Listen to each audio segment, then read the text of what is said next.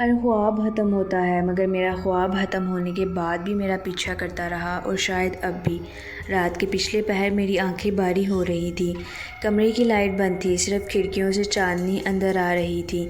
جیسے ہی نیند نے اپنی گرفت مضبوط کی، میں نے خود کو ایک اجنبی اور سنسان گلی میں پایا۔ گلی کے دونوں طرف پرانے مکان کھنڈرات کی طرح کھڑے تھے۔ کھڑکیوں میں اندھیرا تھا مگر مجھے صاف محسوس ہو رہا تھا کہ کوئی مجھے دیکھ رہا ہے۔ اچانک پیچھے سے قدموں کی آواز سنائی دی۔ میں نے پلٹ کر دیکھا، گلی خالی تھی۔ قدموں کی چاپ تھم گئی، مگر جب میں نے دوبارہ آگے بڑھنے کی کوشش کی تو میرے عقب میں پھر وہی ٹھک ٹھک کی آواز ابھری، جیسے کوئی میرا ہر قدم دہرا رہا ہو۔ میرا دل تیز دھڑکنے لگا، میں بھاگنے لگا مگر گلی بار بار لمبی ہوتی جا رہی تھی، مکانوں کی دیواریں اور اونچی ہوتی جا رہی تھیں۔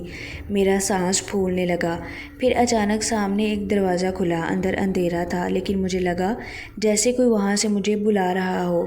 میری ٹانگیں کانپ رہی تھیں، پھر بھی میں اس دروازے کی طرف بڑھا۔ جو ہی میں نے دروازے کی چوکھٹ پار کی، ایک سرد ہاتھ نے میری کلائی پکڑ لی۔ میں چیخنا چاہتا تھا مگر آواز نہ نکل سکی۔ اسی لمحے میری آنکھ کھل گئی۔ میں اپنے کمرے میں تھا، پسینے میں شرابور۔ مگر دل دہلا دینے والی بات یہ تھی، کلائی پر آج بھی وہی سرد گرفت کا نشان باقی ہے۔